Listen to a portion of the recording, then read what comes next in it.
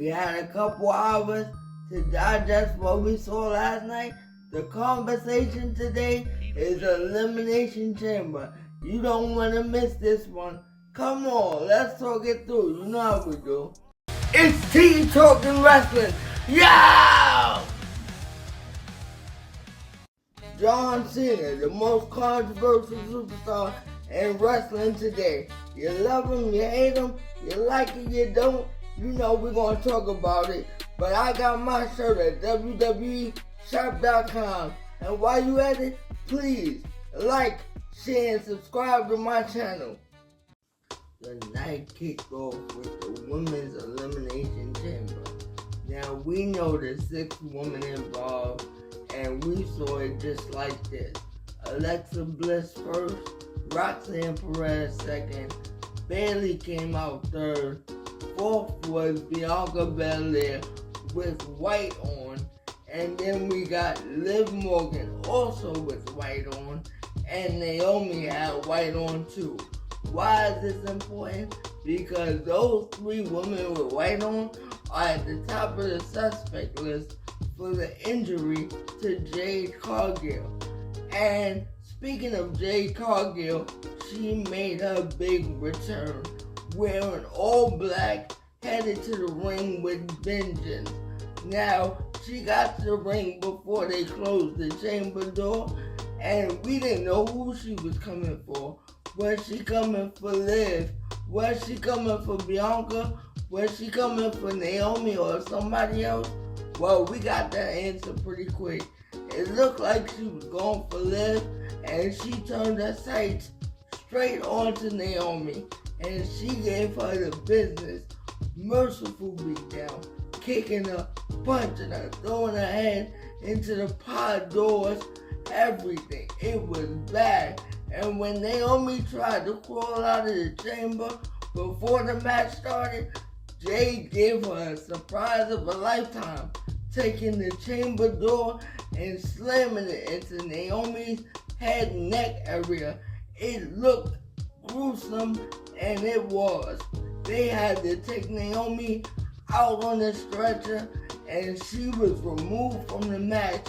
And then Jade Cargill took her leave, and we still got questions that Jade is going to answer this week, I'm sure. Bianca had to watch all of this while locked in a pod, focused on WrestleMania, trying to get the victory here. But can you imagine looking at your sisters and all the commotion going on? The emotions for Jade and her injury, the emotion for Naomi and the beatdown she received. How do you focus on that? And the bigger goal is WrestleMania that everybody want to be in. You know what I mean? It's crazy, but the match was great. We got Roxanne Perez, the Prodigy, first time ever in the chamber, and she put on. Even though she's the NXT representative, she looked like she's been there before. Veteran status really showed well. Bayley, we know she's a veteran. She's been there before, and she did well as well. Now, the 2 that we want to focus on here is Liv Morgan and Bianca Belair. Why? Because they were the final 2 in the chamber, and they could have went either way. Bianca could have gave up, easily said, this is too much. My emotions are running high. We wouldn't have hated her for losing, but she was resilient, picking up the win with the KOD for the 1-2-3. Bianca Belair goes to WrestleMania to still face either Rhea Ripley or Io Sky. We'll get that answer on Monday Night Raw when they face each other one-on-one. Women's Tag Team Wrestling. I love it. We got Trishy Time and Tiffy Time teaming up together to go up against Nia Jackson and Candice LeRae. It was wonderful to see the old school and the new school come together in one. Trish Stratus, congratulations on 25 years in the ring. Here we see Nia Jax started out dominating and doing what she normally do, but Tiffany and Trish really worked together. Not only were they in sync with their outfits, but they were in sync with their maneuvers. I mean, it looked really well. You could tell that they've been training for this match and sticking together so they could get the win here. Now, Nia Jax and Candice LeRae gave them a run for their money, but as expected, Tiffany and Trish did what I knew they would do, came up with the victory in style. We saw the moonsault, we saw the satisfaction, we saw all the moves we know and love from all the women, but the team that reigns supreme is the one we expected. Trish and Tiffany Tom got the win. The unsanctioned match between Kevin Owens and Sami Zayn is finally here, and it was as expected. We got chairs, we got tables, we got barbed wire, we even got crowd fight. It was amazing. Back and forth they went. You didn't know what was going to happen. Sami wasn't giving an inch, KO wasn't giving an inch.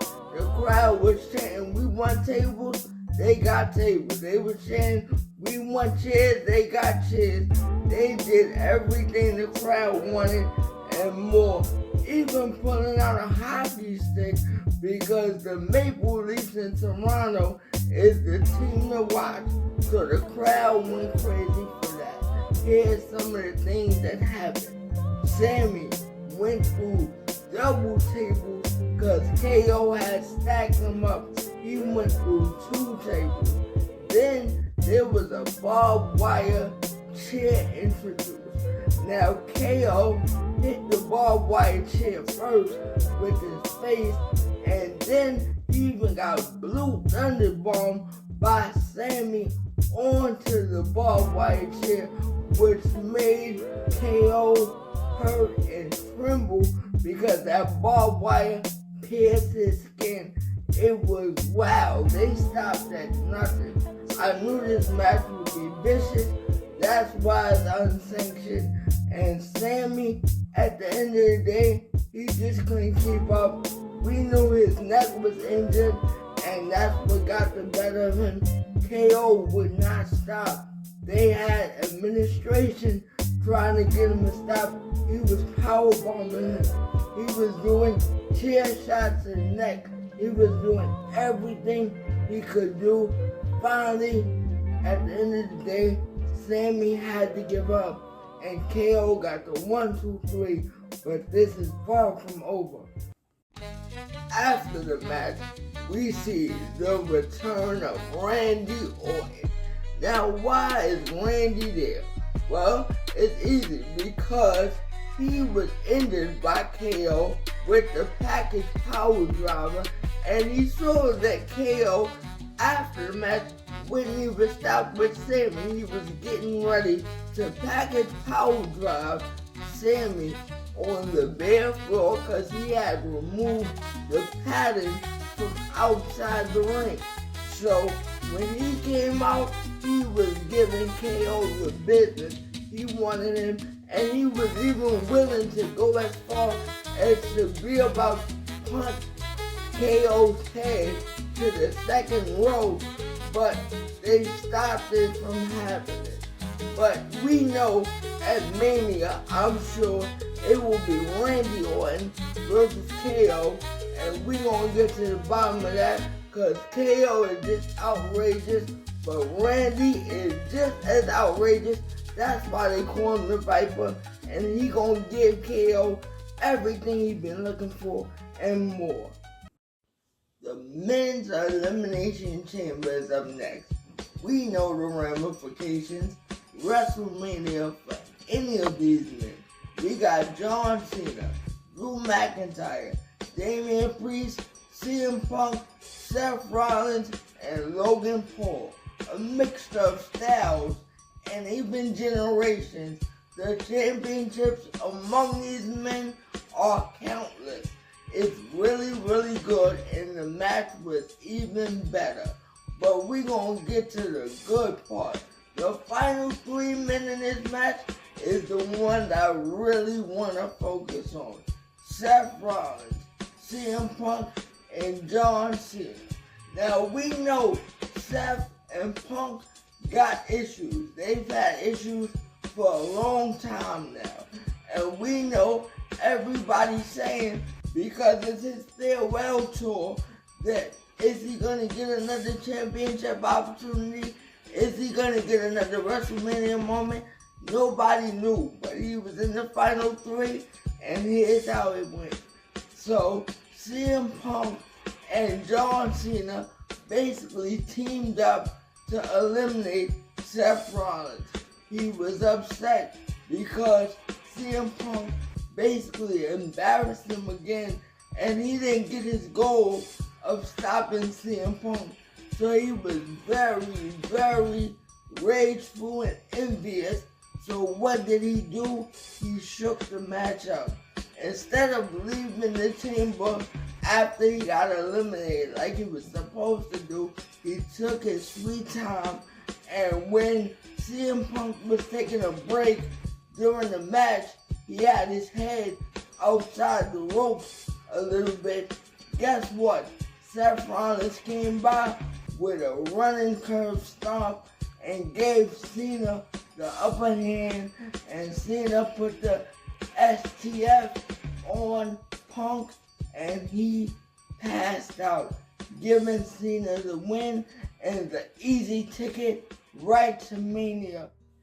Cody Rhodes comes out after the winner, Cena, is declared, because you know they all have to look at the WrestleMania sign and get the photo op for the people.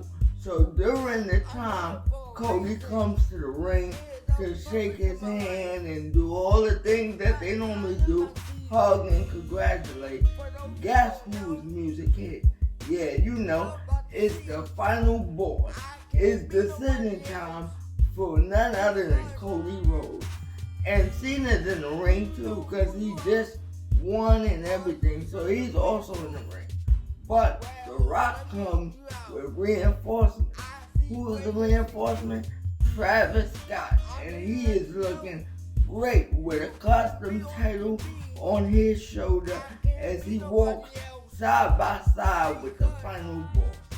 They get in the ring and they basically ask Cody Rhodes, simple, you either embrace the final boss and become my champion or not, and we'll deal with it. And Cody, as only he could, we thought he was going to take a while to debate it and stuff like that. It didn't even take no time. He said, there's no way I can give you my soul or my services. Why? Because my soul belongs to this ring and my soul belongs to these fans. So you can't have it, and you can take your ultimatum and shove it where the sun don't shine. Now, when Cody lets The Rock know he could shove it where the sun don't shine, everybody is cheering. Even Cena, they're very excited. Oh my God, he chose to tell the final boss to go kick rocks and everything. But it gets worse, ladies and gentlemen. What happened? So The Rock is just standing there, normally not reacting, giving a little bit of expression, but not mad or anything. So everybody's wondering what's going on. Even me, I'm sitting there like, okay, what's going to happen? So we find out simply. Then all of a sudden, Cena hugs Cody in the presence of The Rock and Travis Scott. And what happened? The Rock gives the symbol of, basically finish him. And we see Cena's face go from happy to like, let's do this. And he grabs Cody and he attacks him and beats him down and everything like that. He hits him with a Rolex watch. He hits him with the title belt. It's amazing. Even Travis Scott after Cody is busted open from this attack and the heel turn of John Cena, the man that nobody ever thought would be a heel because he's the #1 in Make-A-Wish, he's the #1 and all the kids love him. But guess what? It's his farewell tour and he wanted to try his hand at being a real heel. Sometimes people said Cena sucks, sometimes they love him, but he really wants to see what happens when people hate him. Now, the fans are shocked, mouths dropped. I couldn't believe it myself. So, as Travis and Cena are getting shots in on now busted open Cody Rhodes, the final boss comes in with the final blow. He takes his belt off. The belt that he told Cody Rhodes would be his spirit because the belt says Cody's soul on it. It even has his father's passing date on it. So he takes the belt off while Travis and Cena hold Cody and he beats Cody mercifully. Now, this is reminiscent of when he beat him outside by his tour bus and he told Mama Rhodes what he was going to do. Now, this is the flip side. He has Dusty's death date on the belt. So now the mother and the father relationship, and he beat him bloody and actually put some of Cody's blood on this weighted belt as well. This is getting big. I mean, we got the NWO turn from Hulkamania to Hollywood Hogan. We got Shawn Michaels turning on his partner Marty Jannetty. We got Evolution crumbling. This is some big stuff. This is one of the biggest heel turns I've seen in my lifetime. Way to go, Cena. Let's see what you do from here. The Elimination Chamber was something to be admired. I mean, we had action-packed. We had the returns of Jade Cargill. We had the return of Randy Orton. We had the heel turn, legendary heel turn of none other than John Cena, where nobody seen that coming. If you did, good for you. I know I didn't. So if we getting all this and we not even at WrestleMania yet, there's still 48 days to go. So imagine this took place and we going wild over this. What's gonna happen when we get to Mania? It's probably gonna be 10 times better than what we saw last night. And if that's the case, oh yes, I am ready. Sign me up. Mania, get here quick, but take your time on the storylines because there's a lot to develop. I want to thank all of you for joining me at the Elimination Chamber results, and it was wonderful. It was a great show. I enjoyed it. I hope each and every one of you enjoyed it, and please always know we love wrestling and we're going to keep on doing this as long as they keep on giving us action to look at. It's T Talking Wrestling. Yeah!